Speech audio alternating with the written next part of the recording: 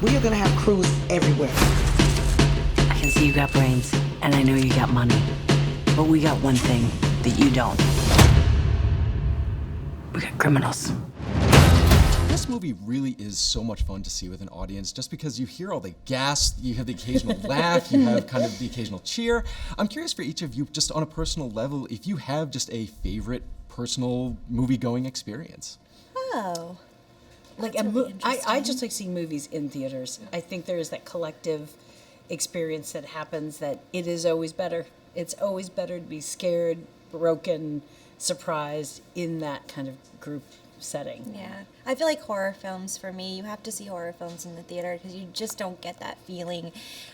You don't get the screams, you don't get the scares. And I remember seeing Scream in the theater. That was kind of my generation. And it just was, I just will never forget. Or in Austin Powers, too. Yeah. Austin Powers was one where you couldn't get the next three jokes because everyone was still laughing from the first one. That was so comedies and horror, I feel like, are really great to see in a theater. I think so, too.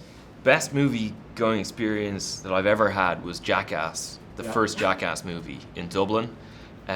Everybody you don't get a lot of talking in Irish cinemas. That's not really a thing that happens unless it's two annoying people like talking on their phones.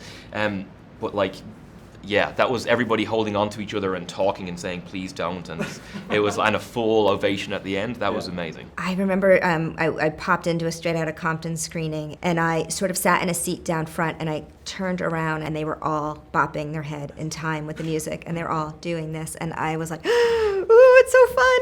And that's why we make movies, is to have that incredible fun reaction. All these men working these streets and not a solid set of balls anywhere. Bunch of guys that don't even remember what family means. So we remind them. I don't want you to do it. I want you to teach me how to do it. Step off my business. Baby, It's my business now.